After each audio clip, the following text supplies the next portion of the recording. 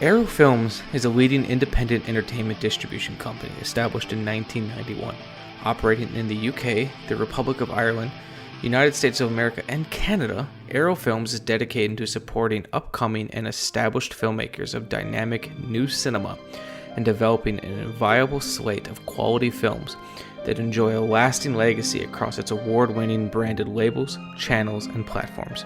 Arrow Films is also a leading restorer and theatrical distributor of classic and cult horror films, including landmark titles such as the 25th anniversary reissue of Cinema Paradiso, the 15th anniversary reissue of Donnie Darko, and the 30th anniversary reissue of Hellraiser. These lovingly restored films are brought back into cinemas nationwide with brand new look campaigns with wide-reaching distribution, including outdoor event status screenings at various cultural festivals, and as one-off bookings in local repertory cinemas and film societies. Arrow Films is also widely considered to be the global market leader in the premium home entertainment market, fueled by passionate and expert curation, aligned with state-of-the-art in-house film restoration, resulting in highly sought-after bespoke Blu-ray editions of classic, cult, and horror films across its Arrow Video and Arrow Academy branded labels. Beloved by collectors, these ever-expanding brands continue to delight their growing international fan base with regular interactive live events, festival sponsorship, and retail stands presence. Our offering extends to truly limited edition box sets, as well as associated spin-off products, now including books and vinyl records. We are so happy to have Arrow Video as one of our new sponsors. You can find them at www.arrowfilms.com. While you're there, be sure to pick up some cool titles. For example, they have the brand new American Werewolf in London collection, which is beautiful, the complete Sartana collection, Hellraiser 1, 2, and 3, Toys Are Not for Children, a new edition of Al Pacino's Cruising, and let's not forget a limited edition copy of Fear and Loathing in Las Vegas and a limited edition copy of RoboCop. There's so much more, I can't even get into them all, but trust me when I say they're fantastic, and we couldn't be happier to have them. So once again, visit Arrow Films at www.arrowfilms.com and check out all of their brands from Arrow Video, Arrow Academy, Arrow Films, and Arrow TV. Cult filmmaker William Lustig loves movies. What some people don't know about the director/producer of films like Maniac, the Maniac Cop series, and the Blue Collar Death Wish ripoff film Vigilante is that he's also a passionate movie buff. Having worked for many years behind the scenes producing some definitive DVD editions of popular horror films with the company Anchor Bay, Lustig wanted more control over what he put out. And so, in the early 2000s, Lustig founded Blue Underground with the intention of putting out all the great films he had seen while exploring New York's famed 42nd Street. While the BU may not put out as many flicks as some bigger companies, they put so much love and care into all of their releases. In the past, Blue Underground has put out definitive editions of a huge portion of Dario Argento's filmography, Dawn of the Dead's first ever Blu-ray release, and a sizable collection of spaghetti westerns. Lately, Blue Underground has been putting out stellar 4K ultra high definition releases of catalog titles like Daughters of Darkness, Zombie, Maniac, and Vigilante. On top of that, they have new restorations of The Final Countdown and Lucio Fulci's New York Ripper on the way. You can find Blue Underground at blue-underground.com, as well as on all the totes popular social medias. Once again, that's blue-underground.com. So before we get to the topic at hand, as always, I have like an intro that I wrote. How are you?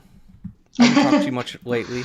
Yeah, I'm all right. I got some new vaccine side effects this morning, so that was exciting and it's frightening. But, you know, it's fine. Just fighting off the infection. It's all good. Well, you seem to be awfully chipper about it, so I guess that's good. Yeah, you gotta be. It's important. Yeah. Like, what's weird for me, so a friend of mine, his boyfriend works in, like, I can never remember exactly what he does, but he spent a lot of time studying COVID and the effects and everything for his job.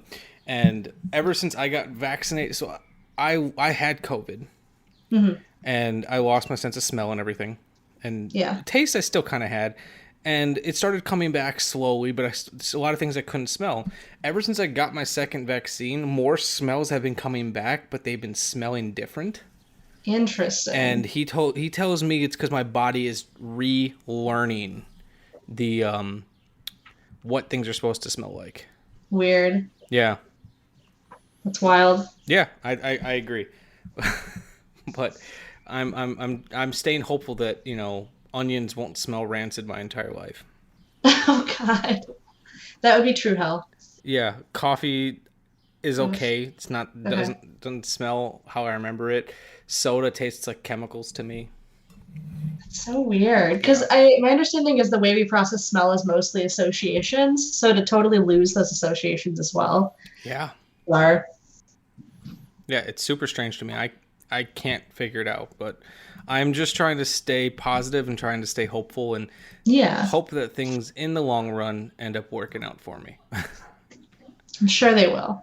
All right. So since you're on a little bit of a time crunch, I will make sure to we'll get right on to the topic at hand and go from there. All right. All right. So I'm going to read an intro. You're going to hear the dogs outside playing. I'm sure you can hear that No barking. problem. The boys are outside. I can picture them right now. They're outside messing with each other. Also, I meant to ask you. I didn't put it in my intro because I didn't know the best way to word it. I figured after I read my intro, we could, because normally we read the intro, I edit in the trailer. We should definitely address some of the trigger warnings right off the top. Yeah. Do you want me to just do a quick trigger warning? Cool. So the trigger warnings for this one are going to definitely be rape, child abuse, child sexual abuse, alcoholism, some drug use, and some pretty graphic descriptions probably of all of those things. Yeah, Good? I think that about sums it up.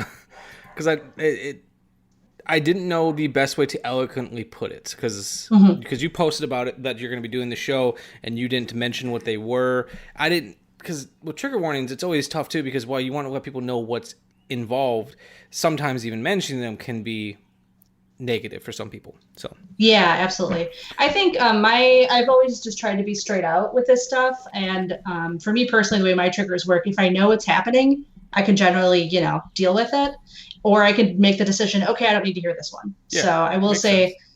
As far as like in depth as well, things are probably going to get graphic, so it's might as well just have that up front that we're not going to or I don't plan on at least skirting around like what this movie's really about. Yeah, because I think it is important to what the film is about. 100%.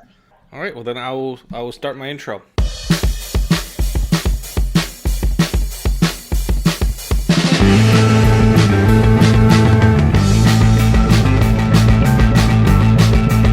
Warning! This movie podcast actually discusses movies. Be aware that it may discuss any of the following elements: endings, surprise twists, unexpected cameos, and all manner of spoilers. If this doesn't appeal to you, why listen to a movie podcast? Without further ado, please enjoy our feature presentation, The Shameless Picture Show. Hello and welcome to another episode of The Shameless Picture Show. Unfortunately, Nick couldn't be with us today, but I was able to pull in a really amazing guest host. Let's see if I can get this right. I've been practicing. Josephine Maria Yanisek-Lachinsky. Really close. Leschinsky. Leschinsky. I was close. One of these times. It's cool. I think that was better than the first time. Yeah.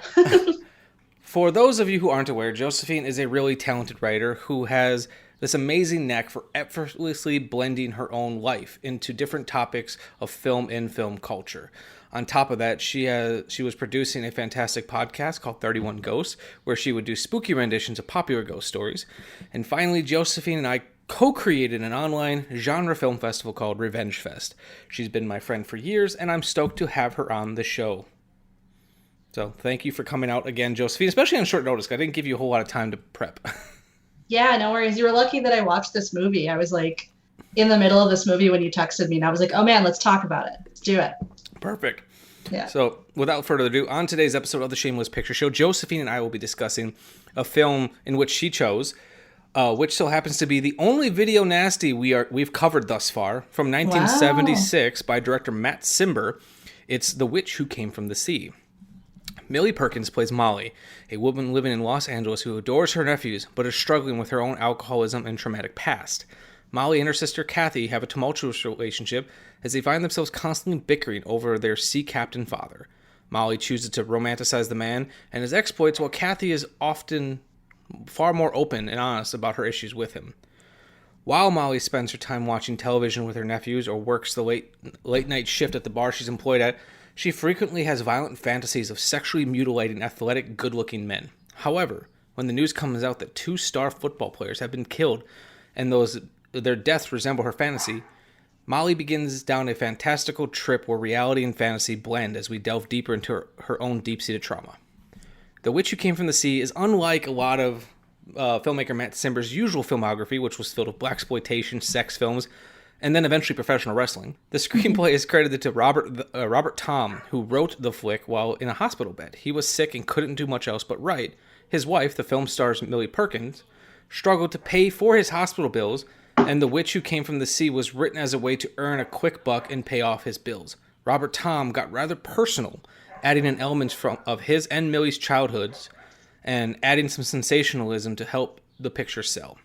While Perkins wasn't happy with the film and had little interest in doing it, she agreed to do so because she knew what she had to do to help her husband get out of the hospital and get those bills paid for, and I personally think she gave one hell of a performance.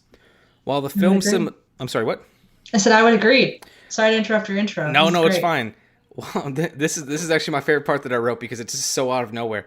While the film's cinematography is credited to Ken Gibb, who would go on to shoot such pornographic fare such as The Temple of Poon, Tongue-in-Cheek, and The Adventures of Butt Girl and the Wonder Wench, a lot of the film's style is due to the involvement of a young Dean Cundey. He made a deal with Matt Cimber that if he allowed Cundey to help, he could get him anamorphic lenses, gear, and other things to kind of add more prestige look to this film. 2 years later, Dean Cundey would be using the same widescreen photography on a little film called Halloween. Whether or not Matt Cimber intended to make a thought-provoking rumination about trauma or was more interested in making an exploitation film with a great cast, everything came together for the cast and crew of The Witch Who Came from the Sea. The film stars Millie Perkins, Lonnie Chapman, Vanessa Brown, Peggy Fury, George Buck Flower, and Stan Ross as Jack Dracula. From 1976, this is Matt Cimber's The Witch Who Came from the Sea. Turn on your television set. Find out what's happening in the real world. See it in black and white.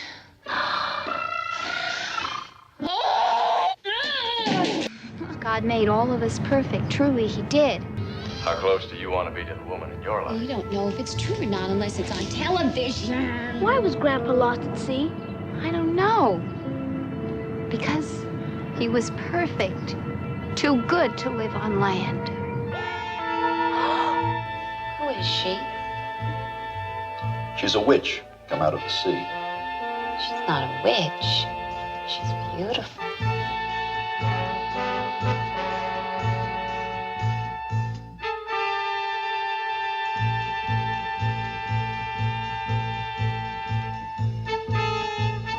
Every time you turn around, you see him.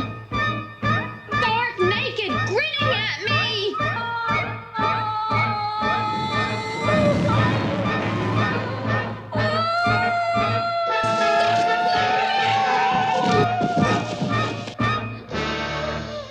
Sailing, sailing over the bounding main. Whenever a stormy wind should blow, will Jack come home again? Why don't you shave me, you hot, sweet little bitch? So, as you said, you picked this film because it just so happened to be one that you were watching. Yes. This is my first time seeing it. I assume it's your first time as well. Yeah, I watched it twice for this podcast, but yes, it was the first time, first period viewing it. So, if you don't mind me asking, I know this was just added to the Criterion channel, and it was a Criterion staff pick. This film, and I am a snob, so I only go by the Criterion channel. Oh, you definitely. That and Shudder. That's a joke. That's a joke. This first came on my radar, which even though I hadn't seen it up until just recently, was because a couple years ago, Arrow Video out of the UK, they did a box set called the American Horrors Sets, or I don't remember exactly what they called it, but it was essentially low budget regional filmmaking of stuff that hadn't been seen. Film critic Stephen Thrower kind of helped put it all together. And it had like this, it had Malatesta's Carnival of Blood and a couple other things in it. And so I'd heard about this film. And when you hear a title that's as on the nose, or not on the, as long-winded and fantastical as The Witch Who Came from the Sea, it's kind of hard Evocative. to forget that. Yeah. What exactly made you decide to watch this film? So I'm going to be honest, it was the cover art, which isn't super common for me. Of course, that's always the first thing that brings you in, but I'm not someone who drinks my wine based on the labels. Yeah. So it was like, but that cover art, so the cover art of the Criterion release and the American release, there's a really good version, I think that was for Italy. That's a different art. But for this one, the artist actually ripped off comic book artist Frank Frazetta, and it is from a Vampirella. Is that the cover. one with her and the scythe? With the, yes, that is. And like the weird like cat, or no, it's a lizard in the background. Yes, it is absolutely that, and it's such like a weird. It's really gothic, but just so she's naked, but to me it felt desexualized. Just this powerful entity. Yeah. And that is what this cover is ripped off of. And that came out, I think, in 1971, so a couple of years before this film. And that immediately I was like, okay, and I'm a big fan of Frank Frazetta. I have a love-hate relationship with how he handles subject matter, but you can at least appreciate his work, even if you don't necessarily appreciate him at times. Yeah, exactly. He's a great artist. And this film, and I have very little interest. I think this will not be surprising to you. I have very little interest in most of the video nasties. Generally I'm not speaking. surprised. I'm kind of the same way. I have a morbid fascination with them because it happened. Yeah. But the couple that I have seen, most of them are pretty boring. Exactly. And I'm anti-censorship, so it's not like I'm against the video nasties, but I am. Most of them aren't. Yeah, like you said, they're not interesting, or they aren't interesting. They don't cover things in an interesting way. But anytime I find a movie where the like flavor text or the text bringing you into the film is about, in this case, a woman's sexual fantasies blending with murder, I'm in. Like I was like, all right, I don't even need to know more. I'm in. I appreciate, I will say, we talked about trigger warnings before. With this particular film, there's no trigger warning on the Criterion text, or even anything to hint. Yeah. Or even anything to hint that like this is going to be about, child sexual assault.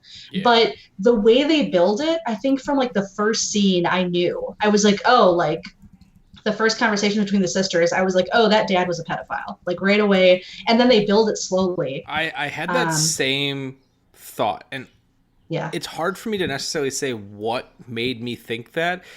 Only thing I can really come to is because it reminded me of another kind of 70s exploitation film that went there. So maybe I just had that association where I was like, if this goes there, I wouldn't be surprised. Right. But I'm also kind of hoping it doesn't, just mainly because it makes me uncomfortable. But it's one of those things I can handle depending on how it's depicted. Exactly. And that's going back to that depiction. You mentioned that, the credited cinematographer is a pornographer. Yeah. Or became a pornographer. Yeah. He was shooting like a lot of Matt Cimber's stuff, but once you go to tongue in cheek, there's no coming back.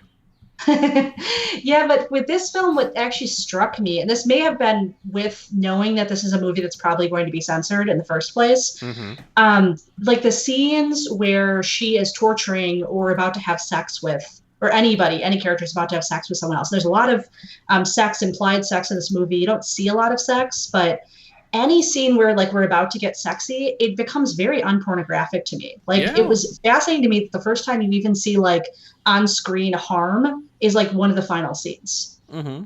Yeah. So it was really well shot, I thought, but strangely so. And and I'm just going to let the audience know that we're kind of rushing through things because we are in a little bit of a time crunch.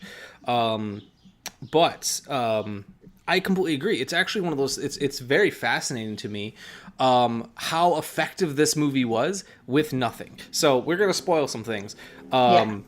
Oh yeah. Please give the spoiler warning. Sorry. Yeah, spoiler warning. Though people who've been listening to the show for a while should know that by now. Yeah, and I mean, men are going to be killed. That's the big spoiler warning. But like the first extended, and I mean extended because at one point I forgot it was a like fantasy, and I was just like, why did the audio get weird for so long? I forgot it was a fantasy where she's imagining, or potentially not a fantasy, imagining being with those football players. Like once she ties them up, and she takes a razor blade to him, we see nothing. It's just very extended, almost pornographic sounds of the man groaning. But that was just making me squirm in my seat. It was so effectively done. We saw literally nothing. The only time we saw blood, which was one of the couple times that Amanda looked up from her screen because she was doing something, a lot of the blood looked terrible, and that was less effective than when we saw nothing. Absolutely, and I do like that the reveal of like what she's actually doing. I mean, they hint at what she's doing.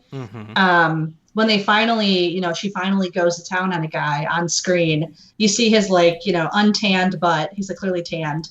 So you see a little nudity, and then it's kind of ludicrous, but it's satisfying to me because it's like, okay, I knew this was happening. I knew this was happening, and now we're seeing it. And yeah, I have a thing about razor blades too. Like all those scenes, I watched it the second time with my partner, and I was like clutching him, like even though you're not seeing anything.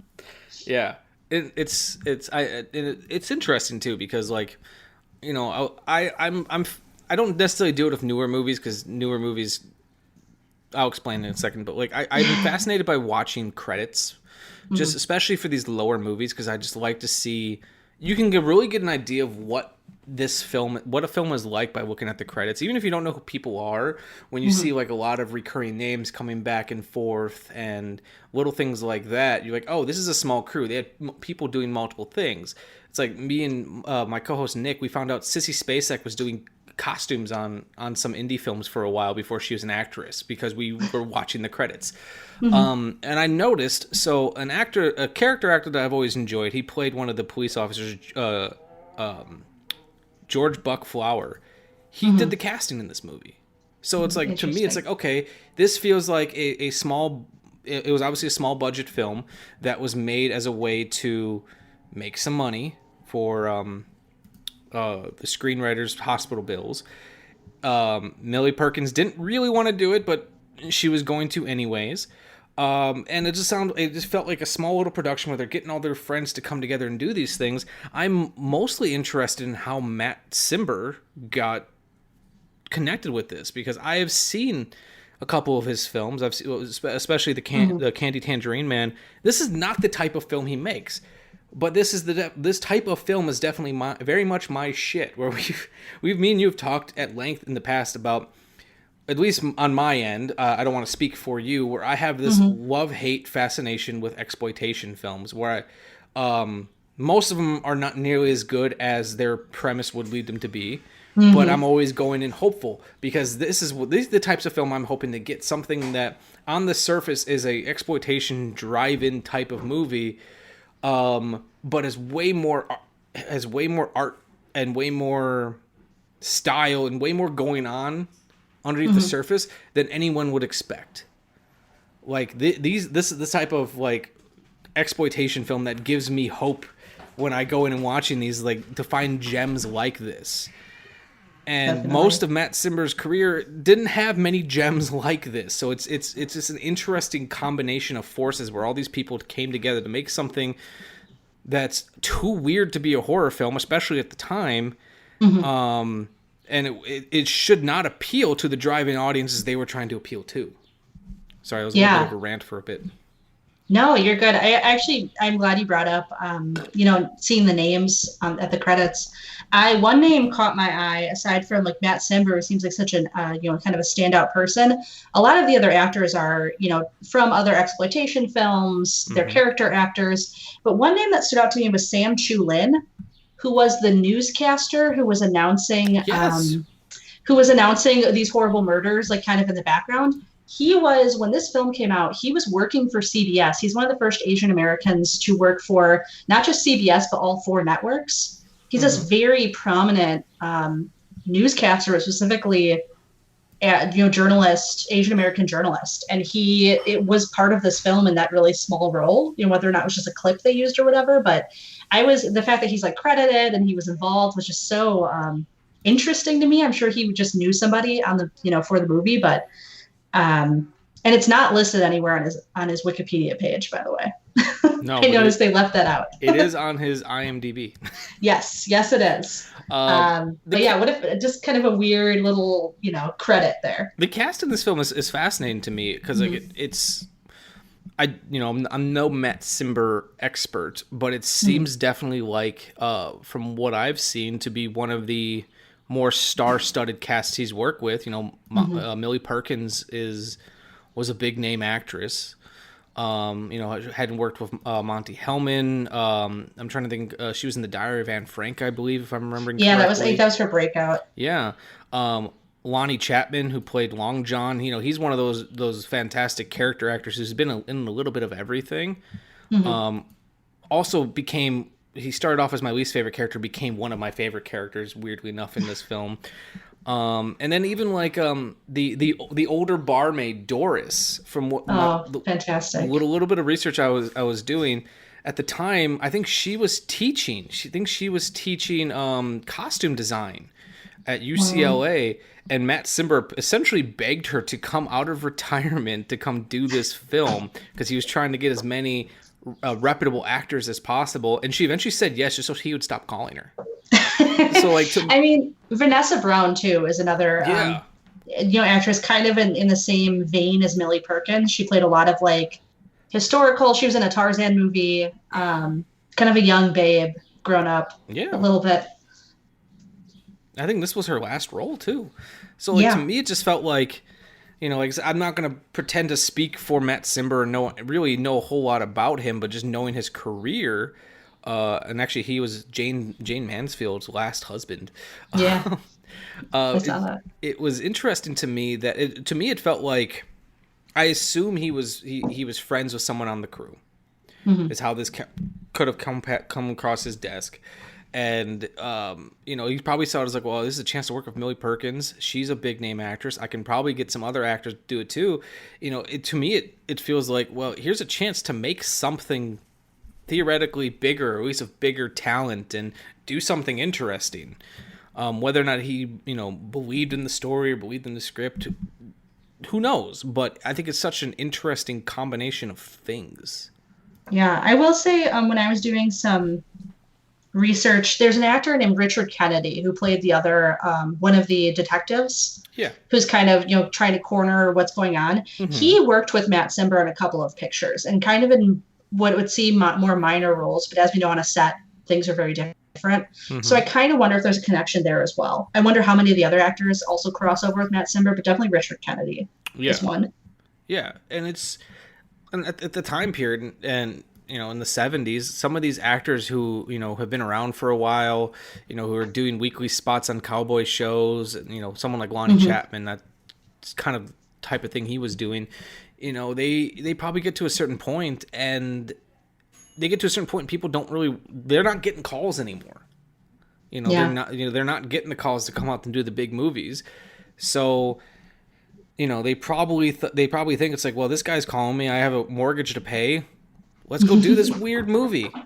What's the worst that can happen? And I think sometimes, like, be banned by the UK. That was the worst that can happen. Yeah, like, to me, what I was really happy to see is that none of these actors treated the material less than. Like, they all came in and were like doing really interesting, moving performances.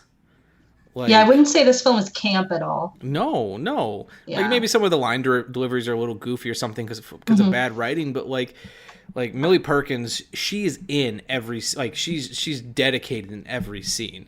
Like, the scene where she's getting the mermaid tattoo, and that phenomenal character actor Dan Ross, is tattooing her and goofy eyes and everything, and she's giving this really wonderful speech, and I was like, this is a very well directed scene.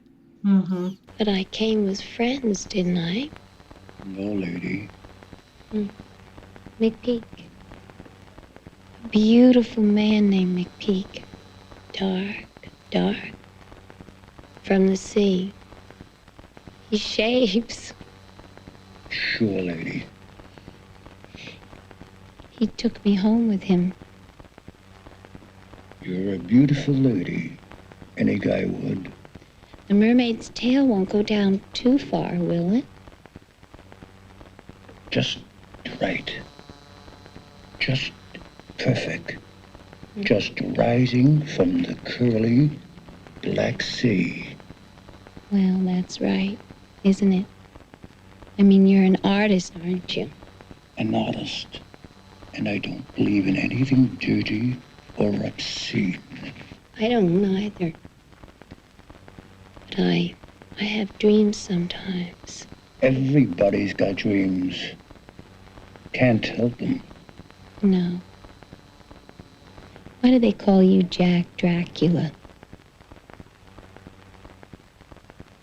That's my name. I made up a name for myself when I was a little girl. Molly, Kontiki, Polynesia, Easter.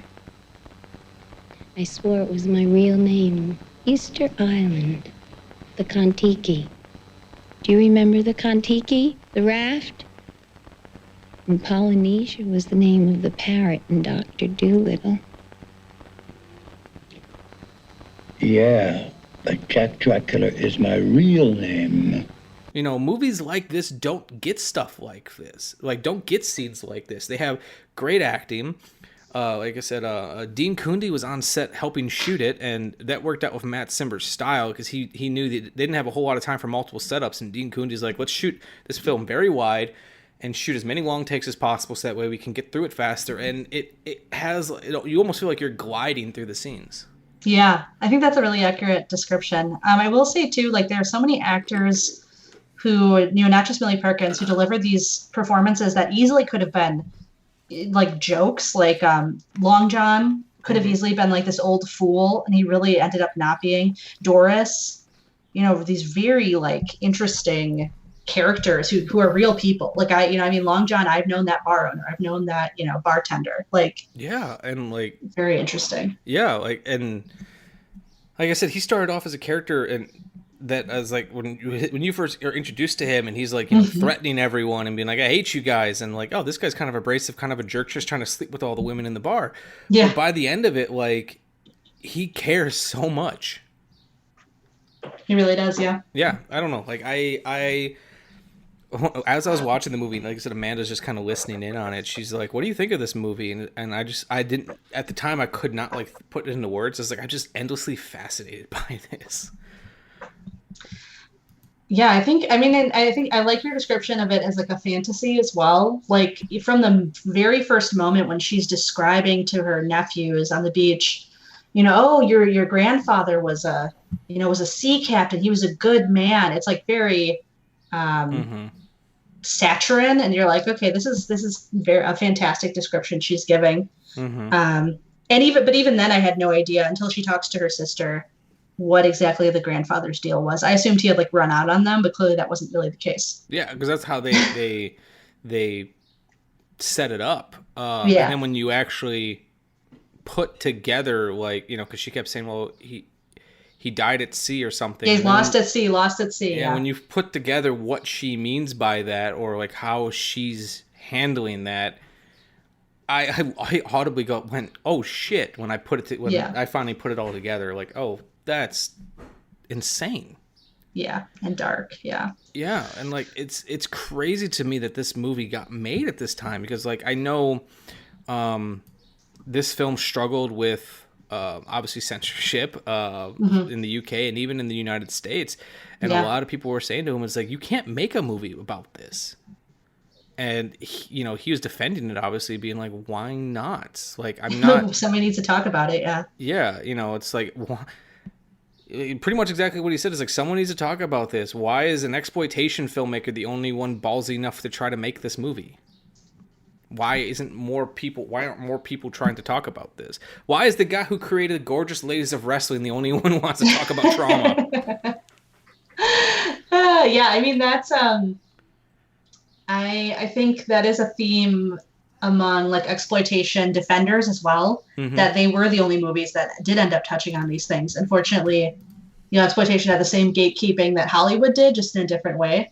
So we don't get to hear a multitude of voices, but we know that at least this film was influenced by, his wife and by a real experience and things like that. Yeah, like another one that I don't think is nearly as entertaining of a film as The Witch Who Came from the Sea, but the film it reminded me of was from 1972. It's a movie called Toys Are Not for Children by Stanley H. Brasloff, and it's kind of a similar storyline that's dealing with trauma and sexual repression and assault as a child and all these other things. And it's like, once again, it's a drive-in filmmaker making a weird little film that the big guys weren't gonna touch.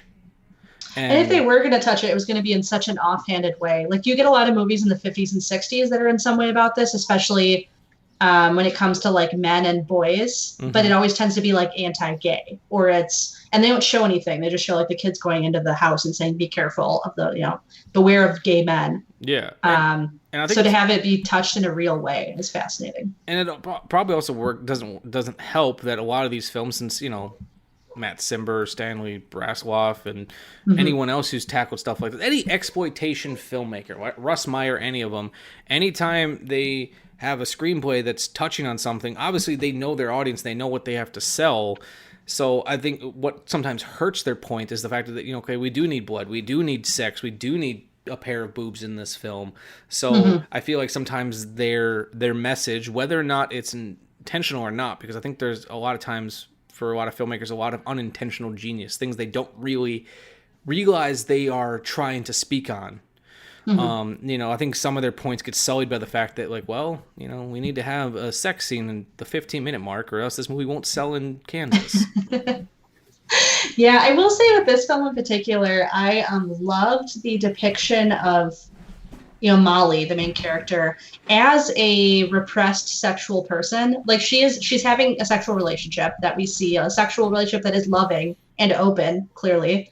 But the way that she morphed her trauma into struggling with her own sexuality, because I wouldn't call her dad, a lot of her trauma was from her father, who is a very, honestly, he looks like a dad. The whole thing's very, very creepy, but she ends up targeting men who she's attracted to and who she sees as perfect. And so she's morphed this like very uncomfortable introduction to sex, and sexuality with her adult sexual desires. Yeah. And it's a kind of a fascinating journey that we go on there. It's honestly reminds me of I think handled better, but it reminds me of kind of like the basic plot point of a lot of rape revenge films where, a woman harnesses her own sexuality and uses it to then get revenge on who have done her wrong. Like, that's the whole plot point of I'll spit on your grave is after this traumatic incident, she's like, well, I'm then going to utilize what I know is a weakness for you to lure you in so I can fucking cut your head off or whatever. Yeah, I do think this is kind of a like inversion of that, only because it's about her, like it's centering Molly. Like I don't believe, but definitely always taking that sexuality and I wouldn't even call this a weaponization, which is fascinating until actually it does become a weaponization when Billy Bat shows up and she like accuses him of trying to rape her. Yeah. And then uses that to get to her real objective. Like, what an evil genius. Yeah. Like, what? As soon as she did that, I was like, "Damn, girl, you are good." Well, I want to return back to that scene here in a minute, but no, I completely agree. Like, to me, this film, this feels like something a young filmmaker would make now. Like how it's it's right in the middle of when a lot of those films were being made, so it feels very contemporary to our times now because it's commenting on those things, whether it realizes it's doing that or not. It feels like something, I'm struggling to think of any names right now, but say it kind of feels like like a film that a filmmaker would make now. It's like, hey, you know, here's a subgenre of horror. What can I do to turn that on its head? Yeah, definitely. And I would love, because, you know, this film is a little rough around the edges, which is one of the things I actually like about it. But I think this film would be ripe for a remake. I think so too, and I would and by a female filmmaker. You know what I mean, 100%. I want to see like, you know, the remake of Black Christmas, but The Witch Who Came from the Sea. Yeah, like honestly, like I think it might be a little on the nose, but I think a perfect film, like a perfect person to do it would be the woman who directed The Lure. Oh yes, because like Agnieszka, yes, yeah, her visual style, like I think this would be like a perfect break into American filmmaking if she hasn't done anything already. I'm not too sure what she's done after The Lure, if she has made an American film yet. She's been in a couple of anthologies that were American, UK. But yeah, her name is Agnieszka Smoczynska. Yeah, I reviewed The Lure on a very early episode of the show, and I struggled with the Polish name. Well, that's she's as you know, The Lure is like one of my favorite films, and I love it too. She is that is such a good call. I'm ready. Let's start a campaign. Let's go to change.org right now. We'll make a petition. Like, yeah, you know, now is the time. If Promising Young Woman can get nominated for a couple of Oscars, I think we can get The Witch Who Came from the Sea remade. Now is the time. Yeah, definitely. I do think that Promising Young Woman, it helps that, you know, the director was a millionaire, but we'll kickstart it. It'll be fine. I did not know that. Yeah. But no, I want to go back to the scene where you were mentioning when Molly was and Billy Bat had which is a terrible name, had their scene together where she accused him of trying to rape her. I absolutely love that scene because for not only all the reasons you said, where she, like, you know, she used it against him, but I also love too that it blends this line of, is she actually some supernatural force? Because I love the scene when she's behind the bed and her hand comes up and she's crawling up and her voice is augmented and she's giving this very like grandiose speech. Especially right after, you know, they had the whole conversation of the birth of Venus, and I was like, oh shit, is there some supernatural force at work on this? I don't know.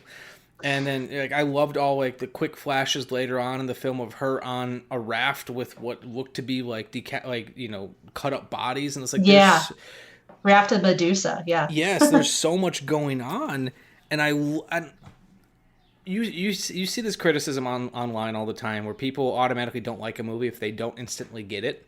I love if I don't understand a movie because it makes then I want to keep going back to it. It's like I don't completely know if I understand this movie from beginning to end, and that's what's going to bring me back to it. Yeah. I will say, so I want to go back to that the first scene that Billy Bat kind of has alone with Molly. They have some very like kind of funny banter at the bar before when he invites her and Long John to the party. Oh, but and actually that's one thing I really like about Molly real quick is the fact that she's not like, she comes across at the beginning as a very timid, like, oh, I'm naive person, but then like when she starts showing her personality, it's like, oh, you know what's going on. Yeah, you are very clever. aware. Yeah, you're clever. She's savvy. Yeah, extremely. Yeah, and so one thing that struck me with, especially the scene later with Billy Bat, when she, you know, he strikes her after she has kind of attacked him or whatever. There is something that happens when you have PTSD or CPTSD that this like struck me in this film. And I'm a survivor who has PTSD as a result. And something that happens, especially when you're a young adult, is you start latching onto narratives, and they aren't always like mythological. It'll just be like you start telling stories about yourself or about what happened to make sense of what happened, especially if something happened when you were a child and you couldn't fully understand or grasp what was happening. And that's something that you work on in therapy. You kind of grab the string of that narrative and start to unravel it, start understanding how that helped you cope, etc. With Molly, she had this whole narrative built up that, oh yes, father was a sea captain. He was a good man. He would never hurt me because you don't want to believe the adults in your life would ever hurt you. And then she is introduced by Billy Bat to this amazing character, this very clean love goddess coming from the sea. And she was born out of this violence towards her father. And for me, that was like a switch in her narrative. It's like she latched onto that, this really, to me, one of the more beautiful Greek myths, in that it's gory. It's like this beautiful horror story. And I want to talk really briefly about what that story is. So Aphrodite has two origin stories. One is that she's the daughter of a guy that, or a lady that Zeus slept with. You know, the old, like, Zeus is everybody's dad story. And then the other one, because Greek myths were regional, and eventually when they're adopted by the Romans, things start to change, is that the gods, Poseidon and Zeus's father, their father was the Titan Cronus, and he, to punish his son Poseidon, cut his balls off and threw them into the sea. And then from the floating sperm was born Aphrodite. But another part of that myth is that the blood from that act created the Viers, who are another female entity in Greek mythology that go after men who have done something wrong, or wronged women in particular. So, like, that whole family of mythology is a very pro-feminine, like, vengeful mythology that results in this beautiful, you know, love goddess who in some ways is very pure, but is also very vengeful. So that particular myth for her to latch onto is fantastic. And what I saw happening is in the next scene when Billy Bat is like, oh, there's other things. Do you want to try some other drugs? Come into my room. And she's like, okay. I saw her kind of transition from this very naive, you know, sea captain's daughter to, okay, now I'm going to be the witch who came from the sea. Now I am transitioning into this new persona. And I'm embracing this thing that I may or may not have already been doing, which is torturing and killing men. Yeah, was that before or after she then got the mermaid tattoo? So I don't remember that timeline. Let me think. I think that it's, it's after, because that night is when she sleeps with, McPeak, the guy who she's really targeting. Yes, and I think the shaving guy. She goes during the day or whatever to get the tattoo, and then she doesn't want to show Long John her body because she's got this tattoo. Which, by the way, like, having sex with someone directly after you got, like, a full torso tattoo, okay, like, brave. Yeah. Brave. I wouldn't do it. I don't even like putting a shirt on after I've gotten a tattoo. I'm like, oh, no, oh my God, no, ow. Yeah, I have, like, a 16-inch tattoo, and, like, there was nothing that would make you sweat or, like, have to rub up against anything was happening at all. Like, that just shows how much of a badass she is. That she goes and gets a fresh tattoo from what I'm going to assume is a very unclean shop. However, I will give Jack Dracula a little bit of credit. He did have it looked like the actor at least looked at, like, tattoo footage, because, like, he had like the piece of paper towel that he's using to wipe up the ink and everything. I was like, okay, it seems relatively researched to an extent, and maybe that's what it was like getting a tattoo in the 70s. But, you know, she just got a very large tattoo right on her midsection, and then goes and have sex right afterwards. And then, you know, while it's still fresh, is rubbing blood into it and everything. It's like, I can't even, like I said, I can't even put a shirt on when I got a tattoo. I'm like, oh no, it hurts. Ow. Yeah, like, and I'm just terrified of infection, you know? Yeah, I didn't care about infection in 1976. That scene with Jack Dracula, too, what an interesting depiction of a tattoo artist. Because you see him in, like, the first scene when her nephews want to get tattoos, and he kind of intentionally scares them off, like, kind of as a joke from his shop. But she's doing that amazing monologue, and he's just so, I don't know, it read as very kind to me, like, kindly listening to her. The same thing. And he was not sexualizing her at all, which is how tattoos should be. Like, as someone who has gotten some, you know, large-scale tattoos, like, your artist should never make you feel uncomfortable or, like, sexualize you in any way. And he was, like, such a good, you know, professional artist, and I was very impressed. Yeah, and, you know, even when he did have a comment, which is just, you know, like, you know, you're a beautiful woman, who wouldn't want to go out on a date with you, whatever the hell he said. It was like, encouraging. Yeah, you know, he said it in a nice way, like, oh, you're a good guy, Jack Dracula. And that entire scene killed me, because then she went on like a little tangent about, like, nicknames she had, and he just kept going, yeah, but Jack Dracula's my real name. Yeah, and it felt to me like he was a real character at that point, because it was like, oh, he probably has a story all the time. Yes. You know what I mean? Like, he probably, all the time, people come in and they're like, oh, I have hardcore nicknames too, and he's like, yeah, okay.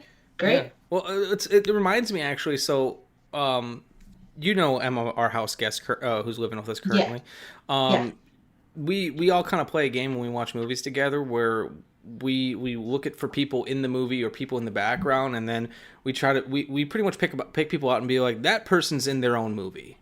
Mm-hmm. Every character in this movie felt like they were in their own movie. Like it felt like they were doing something before the scene began, and they're gonna go do something after it ends too. It didn't feel like they were just sounding boards for Molly. They all felt fleshed out. They all felt lived in. They all felt real. Like Jack Dracula, he feels like his own character. He feels like, as soon as he's done tattooing this, he's going to go tattoo a poorly done skull on someone's back or something. And because what I liked about this film is I feel like Molly had a good scene with every single character. Yeah. I didn't really feel like any of the characters were just there. And I appreciate that. Like, I feel like everyone had their own kind of little mini arcs, where the way I feel about someone when the movie begins is not how I feel after the movie's ended. Yeah, I think that I would actually like to see like a Richard Linklater's film Slacker, where you follow like a different character in every scene. I would like to see that through this little like seaside California community. Yeah. Yeah. And like I felt the same way when I saw Let's Scare Jessica to Death, where it's like I want more of this weird community. Who are these people? What's going on? Like if you can build a world that I want to theoretically live in or explore more within, an hour and 25 minutes, you've done your job. And that's kind of how I felt about this. Yeah. Yeah, like I was really I liked this film because, like I said, it's kind of right up my alley, where it's on the surface is an exploitation film, that would play at the drive-in somewhere, but under the surface it's something more. Much like Let's Scare Jessica to Death or Daughters of Darkness, these films that have almost like this high art bent to it, whether or not they realize they're doing it, or even like a lot of Romero's films. But I also appreciate that Criterion has given films like this a place to live. Like Shudder will put films up like this all quite frequently, and they actually do a pretty decent job at least sometimes with trigger warnings. But I feel like this type of film is strange because I feel like I follow a lot of different horror groups and there's always people on there be like, oh, Shudder's not worth it. There's nothing good on there. I feel like a film like this could come to Shudder, and some people will discover it, but I think most of the Shudder audience might not enjoy it. And while I don't know if necessarily a good chunk of the Criterion audience will enjoy it, I feel like since Criterion doesn't put movies like this up very often, they're more willing to give it a shot. Yeah, definitely. And it's even for a film like this to have the Criterion label is I know we talked personally before about kind of Criterion's failings of acknowledging the power that their label has, especially when it comes to uplifting, Black directors and Black filmmakers, and a wider array of women filmmakers. But that label itself does so much, and I think for a film like this, I definitely, knowing it's a video nasty, I would have, like, if it had been marketed to me as a video nasty, I probably wouldn't have watched this movie. Yeah. But it happening to be on Criterion, having this fantastic cover, reading in the first line, she envisions, torture scenes with muscular men. I was like, cool, I'm in. Okay. Oh, and speaking of the torture scene of muscular men, like that opening scene of her on the beach and just the close-ups and like the bulges, the bulging muscles. Yes, like that, or the one guy who's, they do a close-up on his crotch and you can see the veins. I'm like, they're going for it. And I know enough horror fans or, who would see that scene because there's a bent of homophobia in the horror community that people aren't really talking about that would just turn the movie off right away. But I don't know. I'm glad to see an exploitation filmmaker doing his job and exploiting someone who's not just women. Yeah. I agree. Yeah, and those strong. There's something so satisfying about having these extremely strong men be the kind of the focus of her ire. Like, because the first people she goes after are athletes, are professional athletes. And it's like, okay, like, you know, you are targeting who should be the most dangerous people to you, but you're just going for it. We're going to exploit their deaths and, you know, exploit this, you know, what could have been a very typical threesome scene into something much darker. Exactly. Sorry about the wind. I don't have very good airflow upstairs, so I got the window open. No, exactly. And then like I loved you said it best earlier when you described Molly as kind of an evil genius. Because like I think the ending of this movie is incredibly sad. Yes. And I don't remember, I'm getting the timeline mixed up in my mind, but I believe it's during her final scene at Long John's house, which, by the way, I just want to walk through Long John's living area because it's just, it's the basement of the bar with this crazy 1970s, yeah. And he has that amazing view Decor. of the beach. Like, honestly, this felt like the same, like, if someone were to tell me that these characters and this world lives in the same seaside village that The Fog takes place in, I'd be like, oh, yeah, I can believe it. I can see it. It just feels very much of its time. But there's, I believe it's during Molly's scene, you know, in Long John's apartment with Doris and Long John, where she essentially overdoses. I know she's kind of like rambling throughout it. And she has this scene. She has this moment where she's saying, "Do you know how, you know, I can get all these beautiful men to go home with me?" And she kind of walks through it, and it's like it's what I like throughout the film. I feel like the audience is the entire time is like, "Yeah, we're pretty confident that, you know, Molly did this," but there's never any proof because it's always portrayed as fantasies. In that moment, you really see how much of this was planned, whether or not, you know, she is aware that she was doing this, because, you know, sometimes with trauma you can almost create a second self that you aren't aware of. Yeah, and you lose time and stuff, like in memory. Like I've almost permanent memory issues related to that. So yeah, that's a thing. So like when she was like, you know, going about like that, you know, she's been premeditating this, is planning this, and how she knows how she can get with these men. It made it far more chilling to know, like, oh no shit, this Molly has been doing this. This is for sure been happening. It wasn't just in her head. But then it just combined with what's happening in the scene, it's just so heartbreaking. Yeah, I think there's a beautiful thing happening in horror right now, in this vein, where we are getting heartbreaking killers, especially like serial killers, who are actually affecting. They're not just like, oh, they were, I mean, I don't want to be flippant, but, you know, oh, they were abused as a kid. Oh, their mom was overly critical, you know, like Norman Bates. Like, they're, a film that's coming to mind is Knife and Heart, which is a movie that came out in 2018. It's French. It is actually about a pornographer in a pornography studio. And I don't want to ruin it because this you know, episode's not about that film. But there's like a little section at the end where you find out like where this killer came from and really who they were. And I cried, my partner cried, like, and you've just seen them do horrifying things to people who did not deserve it, to people who also had, you know, sad, traumatic stories. And you just, it's such an interesting, redeeming storyline without actually redeeming the killer. It's like, in the end, you know, isn't the issue in Knife and Heart, it's that a certain group of people are not being supported. That film is an LGBTQIA+ film.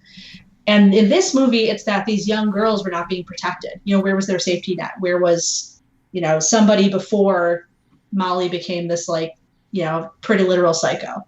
No, 100%. Like, it's, you know, a film like this often reminds me of why I like the horror genre, why I like what I'm looking for in a lot of exploitation films, because it's films like this that stick with me. You know, because the first, I don't want to say the first, but one of the earliest examples of a horror film that I remember seeing that made me feel something for the killer was the 1980s film Maniac. Maniac, you can lock your doors, but you can't lock the madman out of your mind.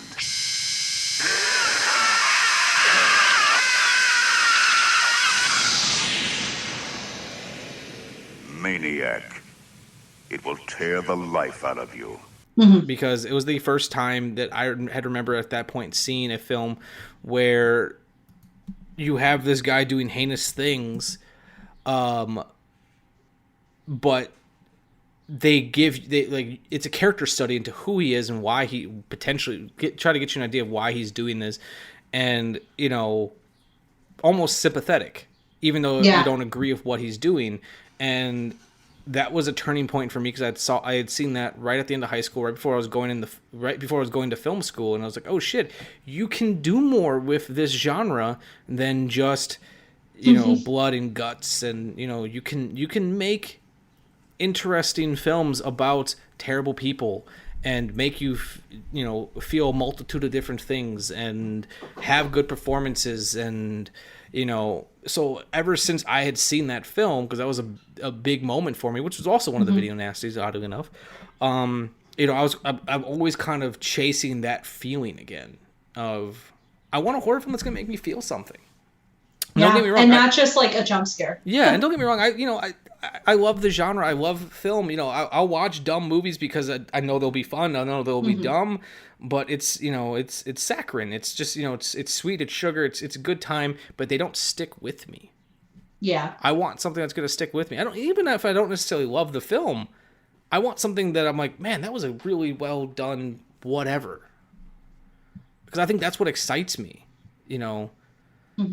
So a little bit of a tangent there, but. Yeah, like this I'm going to be thinking about this film for a while, and Arrow Video just put out a really nice Blu-ray for it a couple years ago, and I'm thinking about picking it up just because I think there's like some video essays on it and some film personalities I really like talking about, and I want to know more about it. Like same. I was like researching stuff about it, and it's a film with a story, clearly. Yeah. And like I said, and it's not like it's a one-off director who went and made this film, because while those films are interesting, I think it's even more interesting that it's a filmmaker with a history of making films that aren't quite anything like this, that made this almost like right in the middle of his career. Yeah. Because sometimes when you see films like this in someone's filmography, it's like the first thing they did, or maybe the last thing they did. For this to come like right after, the biggest blaxploitation film he did, and then years before Glow, I'm like, what brought you here? And then even the screenwriter behind it, Robert Tom, he was making exploitation films. His biggest claim to fame was he wrote Death Race 2000. Yeah. And I think even he was writing blaxploitation films. Yeah, I think so too. He was, definitely not necessarily in the horror genre. If we even call this a horror film, but I do. I do. That's a conversation for another day. But like, it's as we said at Revenge Fest, it's a genre film. So it's a genre film. It certainly is a genre film. So it works. Yeah, definitely. Yeah, I mean, I'm happy that Criterion put it up. I wish I had seen it earlier. Same. Frankly. So having said that, looking at the film, like, I think if I were a younger person, like young, like very feminist Josephine in my early 20s, which are long behind me now, I'm not sure that I would feel the same way about this film. Like, I love it now, but I almost feel like I have to be where I am and to have seen some other movies to appreciate it, because there is, you see Molly's tits like every other scene.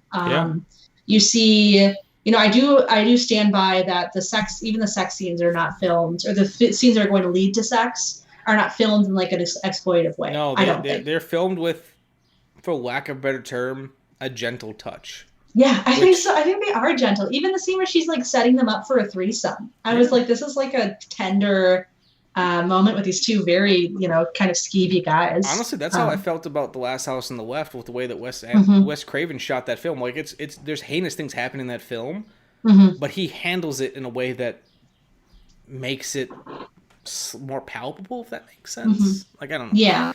Like, the way that these things are, it's less to do with the actions themselves and more of how it's handled. And I think, like, that's why I've always found it fascinating, this concept that you can, you can have two different directors make the same film and they'll have two very different films. I don't know. I kind of lost myself there for a second. No, exactly. I mean, they'll have very different focuses. Like yes, the movies will be about different things. Yes. Yeah, for sure. Yeah. So like for being an exploitation filmmaker, like Matt Cimber handled this film well.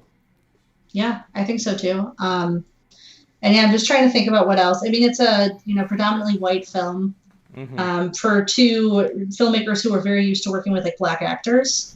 Not in the best genre all the time, but that was kind of interesting to me. But it's it ends up being a fascinating movie, and as a 31-year-old person now, I enjoy this movie. Yes, quite a bit. Yes, and actually, I feel like I'm right there with you. Where had I seen this film, early college or maybe even before that, like I don't know if I would have appreciated it. I feel like I needed, like you said, I need to see more movies, and that's why I'm a big advocate for rewatching things, and also a big advocate for you can't. I try not to let one or two things that say bother me about a film, whether it be depictions or what's being shown, necessarily pepper my entire opinion about it, because there's more going on to it.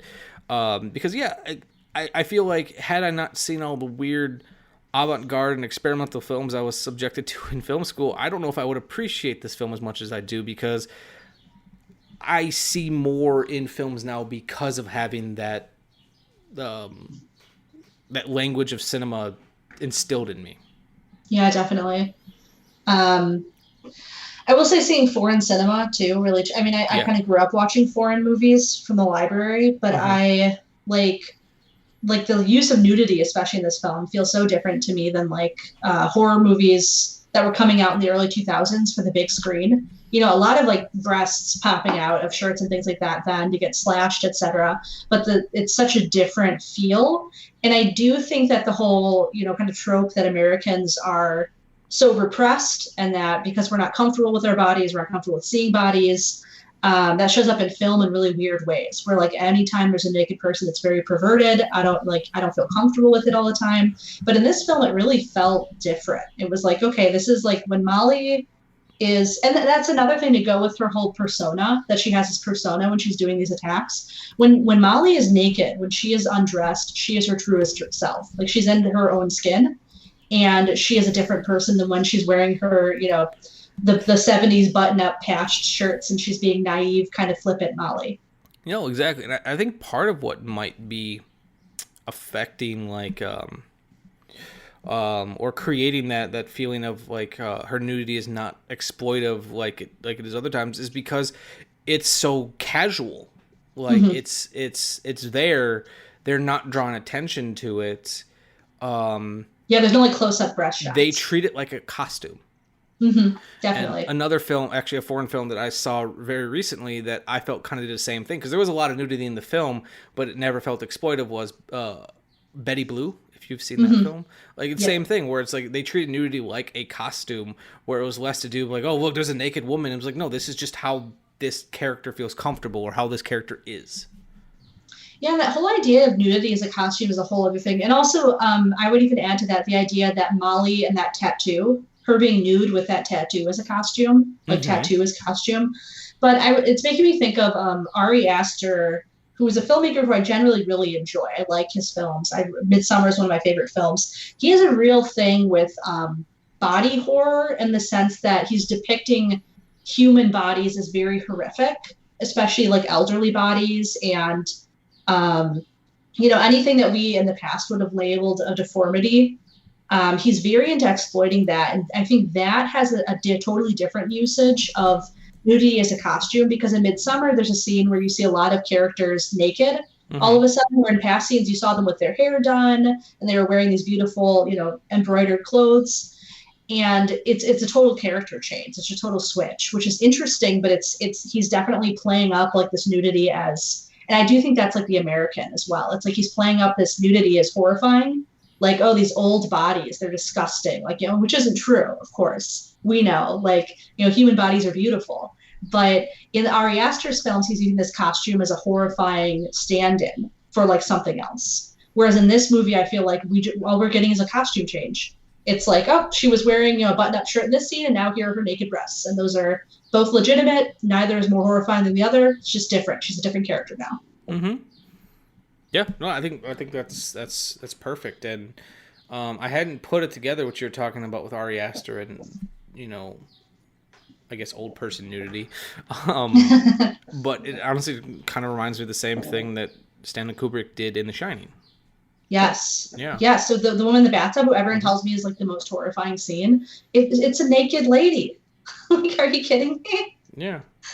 Yeah, and I mean, and like plus size bodies as well. Like I'll just say fat bodies, like in Ari Aster's work, show up all the time as horrifying. But it's he doesn't draw as much attention to it, but once you start to notice it, it will start to bother you. Like it's because what was his other movie right before Midsummer? The demonic one. Hereditary? Hereditary, thank you. In that film, there's actually tons of naked people, and I didn't even realize it until the second time I watched it, because they're just like set pieces. They're just kind of in the background. And he uses a lot of like plus size bodies in that film to immediately show like, oh, these are the bad people. These are bad guys. And that bothers me now. Like once you see it, it's like, oh, this is very anti anything that's not skinny or fit or whatever. Yeah, honestly, in one film that while watching the Witch Who Came from the Sea, one contemporary film that reminded me of, which will probably piss a lot of people off because he gets a lot of vitriol online. It actually reminded me a lot of, in terms of sometimes the visual style, to Rob Zombie's film Lords of Salem. I don't know if you've seen that film. I have, yeah. And I kept thinking of what is that? Oh yeah. See, I'm like now my memory's starting to go. But what is the movie with all the spirits, the house, and they're all like related to horoscopes? Casper. And there's like the Rob Zombie movie. And they're all like there's one of them was a naked lady with like her tits like slashed. 1,000 Ghosts, is that a thing? 1,000. There's 13 Ghosts, or is that the one? 13 Ghosts. Maybe. I think that's it. That one, because it's like horoscopes, right? Yeah, I don't think that one was Rob Zombie though. Oh well, my point still stands. No, you're totally right. That was Steve Beck. But in any case, the usage of nudity kept calling up to me in this film as well. I don't think that's a great film. I'm not like recommending that movie, but it did occur to me. Yeah. Yeah, I know you're kind of on a crunch for time because you got to get going, but I truly think this is a great film. And while I think for some people it might be a little too slow or maybe even a little too weird. Actually, I wouldn't say the film's slow at all. Like it moves at a good pace, and the film's only like an hour and 23 minutes, so it's short. I think it might be a little too weird for people because if you come into a movie like this expecting answers and wanting to know like, oh, that's why this is happening, that's why this is weird, you're not going to get it. You have to kind of put some faith in your own ability to dissect a film. But if you go in with a little bit of patience, I think this film is extremely rewarding, and I truly do think it has crossover appeal for friends of mine who are more into foreign and art house cinema, and I think it'll also appeal to my friends who are more into the exploitation and horror side of things. Definitely. And I truly think like it's a beautiful film. Like while the cinematography is credited to Ken Gibb, who'd go on to shoot porn, like knowing Dean Kundi's style, like I'm not gonna say like, oh, I can tell what scenes he shot, but I can definitely feel the fact that he was involved. Which is the way that he frames things and moves the camera. Like, you go watch this and then go watch Jurassic Park, and you can feel that there's a similar kind of movement creative voice there. Yeah, I would agree. So, yeah, I'm really happy that you suggested this film. Thank you. Yes, I'm glad that we watched it. Thank you. Yeah, and I've learned you've been on the show now 2.5 times. Only counting one as a half because you came on for just a kind of like add-on near the end. But whenever I have you come on the show, You always bring something very unique and interesting for me to watch, and usually stuff that I've wanted to see, but you kind of push me into finally seeing it, and which is the whole point of this show. And it's something that I've not stopped thinking. I've not stopped thinking about audition since I watched it. That's how I think it should be for everyone. I think I'm not sure I told you this, but that was my second date with my partner. No, you did not tell me that. Yeah, so my second date with him was I go to these like film lectures, at the Gene Siskel in downtown Chicago. Yeah. And I was like, hey, there's a lecture put on by the Art Institute of Chicago on this Japanese film. I didn't tell him anything about it, I think. I was like, yeah, it's a Japanese film. It's actually a horror. I want you to come watch it with me and then sit through this lecture afterwards. And I was like, this is the test of like, okay, like, is he going to stick around? He was excited about the lecture and he watched the movie and he loved it. And I was like, okay, I mean, taking a guy who you just started dating to a film about a woman who cuts a man's feet off is like, a risky move, a typical Josephine move, but a real risky one. And he stuck around. So that movie has now become like a litmus test for me of, who I can trust, who can stick around. Yeah, it's funny. Like the first movie I invited Amanda to, and she didn't. And I wasn't necessarily thinking it was like, oh, this is like a litmus test movie, but it was more so like I just really want to see her, and I'm going to see this movie regardless. Does she want to come? Was actually Silent Night, Deadly Night, which might not have been a best film as a first date. Looking back on it, but like I wasn't thinking. But one of the films I usually show people early on because it's a film that is really important to me is Halloween, obviously, and then Drive, and I kind of say like depending on how they feel watching this movie, we'll get an idea of how similar we might be in tastes. Yeah, definitely. And I don't expect anyone to love all the movies I love, but you can sit through it. I will say there are bad movies to invite people to as well. I mean, I was invited once on a date to see Clockwork Orange as a first date. And I turned that down, and I never met him. I was like, no, I'm good. I don't want to go to this movie with you. Yeah. That's a hard one. Yeah. And to be fair, I just want to put this out there. I don't believe that a movie as a first date is a good idea anyway, because you should like talk to each other. And also I'm real nervous whenever I get in a theater with someone for the first time. So like, it's nice to just be able to talk. So don't do that. That's my little Josephine's tip of the day. Don't take your new dates to a movie first thing. Do that second date. I have a reason for why I thought it was a good idea for a first date, but ultimately I agree with you. My whole reason was I think it says a lot about two people if you can share silence with each other and just do something together without saying anything. But then it gives you something to talk about afterwards. So that was my thought. But my first date with Amanda lasted for 8 hours. And that was after the movie. So, yeah. But regardless. The Witch Who Came from the Sea, I highly recommend. If you're on the fence about it, go to the Criterion channel right now and check it out. Or, throw some money at physical media and buy it from Arrow. Yeah, for sure. I mean, I'm sure those, essays and stuff have to be fantastic. Yeah, like if you're not familiar with the writing of Stephen Thrower, he's kind of quite a big name talking about regional filmmaking and exploitation and horror. He did a really big coffee table book called Nightmare USA, which is all just about weird little regional films from the United States, which I love too because he's English, so he's obsessed with the United States. He has a lot to say about films like this, and I think that the resurgence of films like this, I'm not going to give him all the credit, but I think have part to do with him giving so much love and faith behind them, because he's been talking about a lot of these films, something like this, for at least the last 10, 15, maybe even 20 years. So that's all I got. I mean, that's fantastic. And I would say, as far as regional filmmaking goes, I think not just a resurgence of the vintage forms of it, like this, this re-release or whatever release on streaming. I will say there are some fantastic filmmakers now who are making, fantastic, what I would call regional films. And one I want to call out is Monica Estrella Negra, who is a fantastic local filmmaker, who's working between, I believe, Philly and Milwaukee and Chicago. And she's coming out with some fantastic horror. So another recommendation. What was her name again? Monica Estrella Negra. What was one of her? I can send you the name. Yeah, send me the name because I want to check out her stuff. Yeah, definitely. She's on Vimeo. Perfect. Well, was there anything else you wanted to say, Josephine, before you have to wrap up? No, I'm not. I have no new projects. I'm kind of I'm currently being targeted by the right wing, so I am not putting out anything. I'm laying low. So no, I'm good. So would you prefer if I just don't tag you in things? No, feel free to tag me. I think things are okay right now. I'm just not like pushing out new content. Okay, well, I just wanted to make sure. Appreciate it. All right, well then, I think that's all I've got. So the biggest thing I've got to say is we are building towards our 100th episode.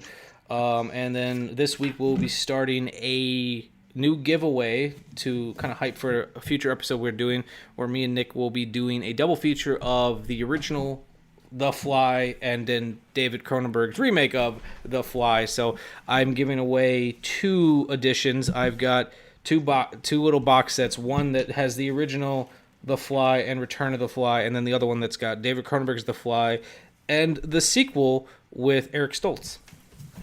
Interesting. I will say the original Fly, like the original one, was one of the movies that first scared me as a child. I don't blame you. It's a kind of a frightening film. Like if you can, one thing I think a lot of people have trouble with older films. They have a hard time putting themselves in the mindset of when that film came out. They're judging everything on contemporary standards. Mm-hmm. If you think about like what movies were like in the 50s, that movie's fucking frightening. Yep. And it's actually got gorgeous color cinematography. So, but yeah, I'll let you go. I appreciate you coming on. And thanks for having me. If you see anything else weird that you're like, I need to talk to someone about this, let me know and we'll get something together. I'll let you know. Thanks, Mike. No, thank you. All right, I'll let you go. Bye-bye. Yeah, bye.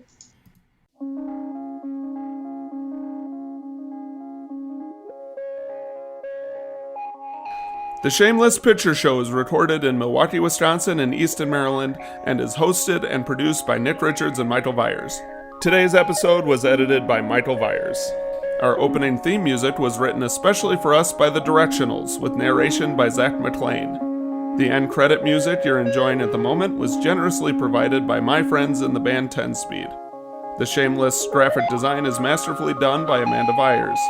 An extra special thank you to all of our Patreon supporters and to our generous sponsors. We are on Spotify, Stitcher Radio, iTunes, Google Play, and Libsyn. You can find links for all these amazing people in the description below.